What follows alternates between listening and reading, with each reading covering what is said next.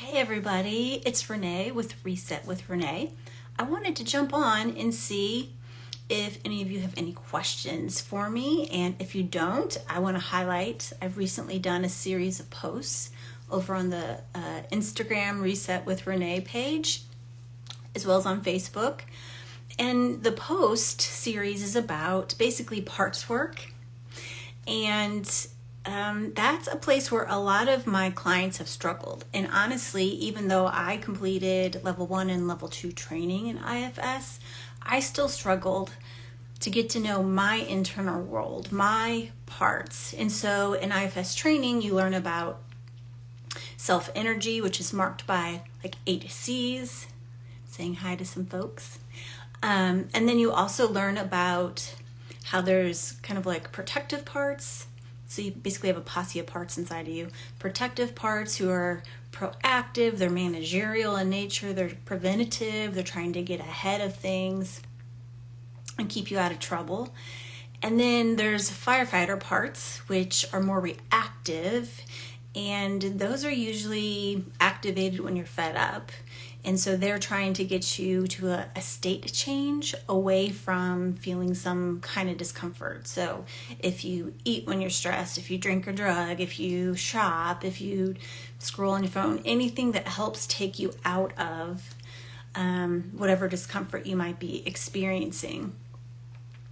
So those are 2 different flavors of protective parts. To keep it simple, I just call them protective parts these days.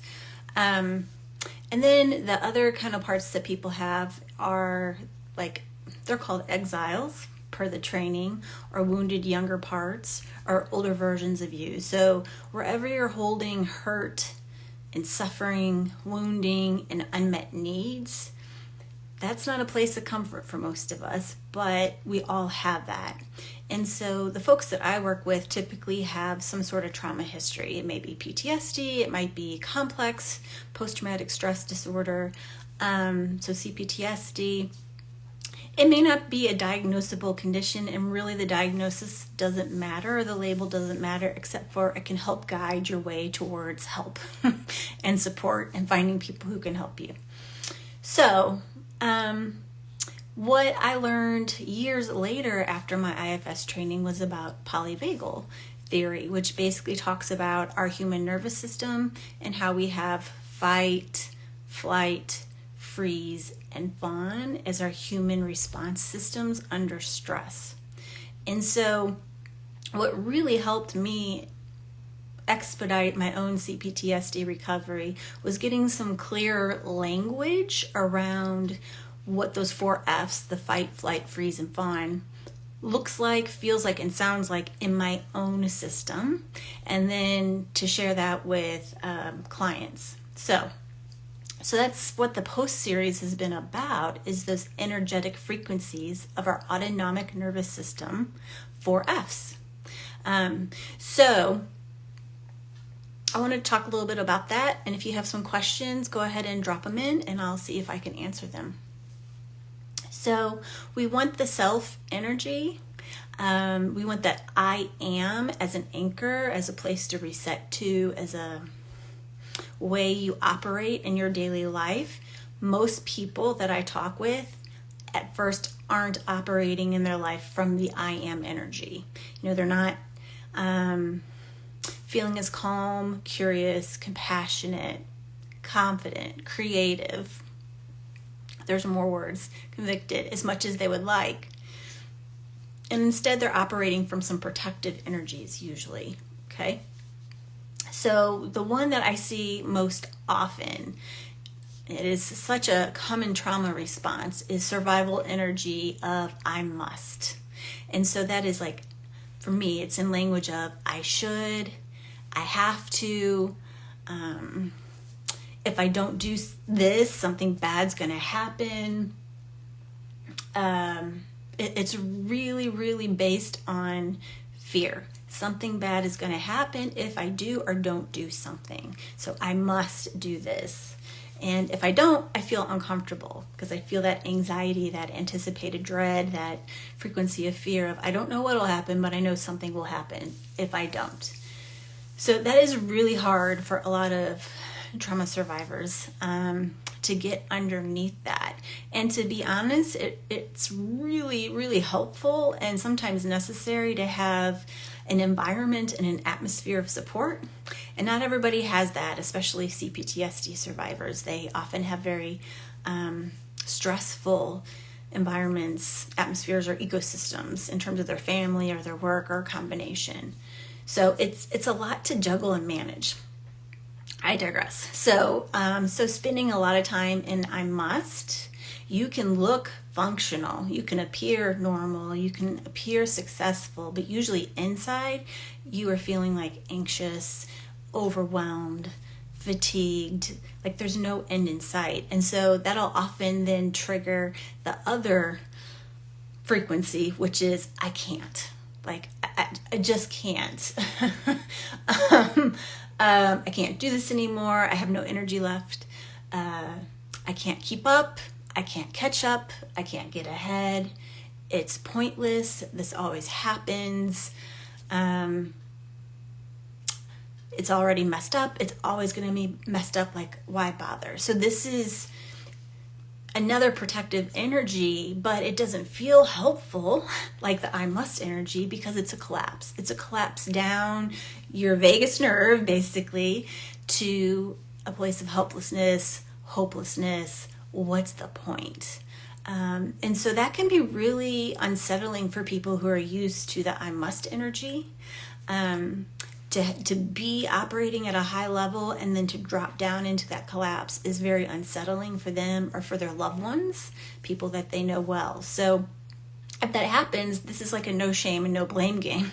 I just want you to understand that it's part of your nervous system wiring. And this is protective instincts that you can choose to dismantle when you're not under a traumatic circumstance. So I can't. And then another one, protective, is I won't. And this is one I do see often with CPTSD survivors. They, in an effort to cycle break, okay? Like in an effort to get space from someone who is not kind to them, but who is hurtful or harmful, or in an effort to stop generational trauma, they may have some real hard boundaries that they implement. And it could just be an internal vow. You know, like one of my parents was an alcoholic. So one of my internal vows was, I'll never be an alcoholic. I'll never abuse alcohol. I'm not an alcoholic, but I for sure have abused alcohol before.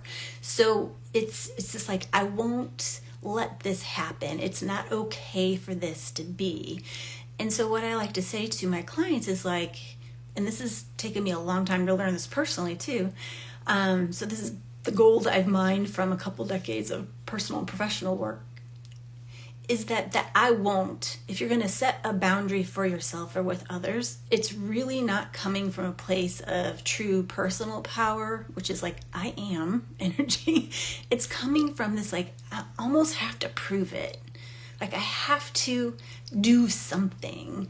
I have to make something happen, or I have to make sure something doesn't happen. So it's like this big overcompensating vibe, and it tends to backfire because what I've learned is it's like resistance at a basic level, you know? So whatever we're denying, whatever we're trying to overcompensate for, whatever we are kind of not accepting, is going to set us up for this I won't energy. And so when clients dig in with the I won't energy, it tends to manifest for them more of what they don't want. So I really believe the antidote to that is to surrender and accept, which of course means you recognize truth for what it is. That doesn't mean you have to like it, but you do see the truth of the situation and you aren't trying to dodge around it or alter it in some kind of way. So that's I won't. And then the last one, the last protective energy is I will destroy. And that one can be pretty spicy. It can be very loud and in your face. It could have a lot of critical energy. So I've for sure have had this in different forms. Some of the language here is like, I'll show you, I'll prove it, I'll make you pay, I'm going to call it out or call you out, I'm going to take it down, I'm going to burn it down. And so it's basically like make it stop energy. And again, it's coming from a place of feeling powerless. And so often I know in some of my more traumatic relationships and situations I've been a part of, I have had that energy. I will show you. I will do my best to stop this. It isn't right. I have a strong sense of like justice and fairness. And when I see that people are being powered over or I'm being powered over, are not seen or not valued, it's a trigger. And that's a trigger for a lot of CPTSD survivors because we've experienced it so many times. So I will destroy, though, tends to get us in trouble, okay, because it is still reactive. It creates messiness inside of you, around you, in your world, in your relationships. And so again, no shame or blame, but it's not the path forward. It's a nervous system response. It's part of how you cope with feeling powerless, but it's not the way that's going to help you the most. So those are the protective energies. The I must, I can't, I won't, I will destroy. We want to be in the I am. And if you're doing any kind of recovery work, then what you want to get to is the I hurt energy. So that exiled part of you that you've pushed away or ignored or suppressed, or others have done that, so you learned how. It could be younger versions of you. Any sense of unmet needs. So like I said, not being seen, not being heard, not being wanted, like I don't belong anywhere, not being valued. That creates wounds. And, if it happens once, it's painful. But if it happens on repeat, it's like death by 1,000 paper cuts. So hardest part about CPTSD recovery, especially for folks like my generation and older, is that we didn't grow up understanding what emotional neglect is. Trauma was like car accidents and war and things like that. But so much trauma happens in relationships just out of emotional illiteracy, basically. People didn't have skills and resources then like they do now. So I'm trying to see what else I wanted to share with you. So that's a series of posts. I guess what I will end with is the post I'm looking at it. It's a picture like this of like how to hold your hurt. So once I learned these energetic frequencies and I learned how my own system carried the language of those frequencies, it's like, okay, that helps contain and clarify all the moving parts, because in CPTSD we have a lot of complexity typically and it's been fragmented, so it's like chaotic and it's hard to track. So a key part of CPTSD recovery is learning how to hold big energy. My mentor calls that like how to set a container, how to draw your energy back, like you bring it all in. And so that's really hard work for CPTSD survivors because they have so much practice at learning how to deny what they're feeling, seeing, suppressing that, avoiding that. And so when they get activated, when there's a new trigger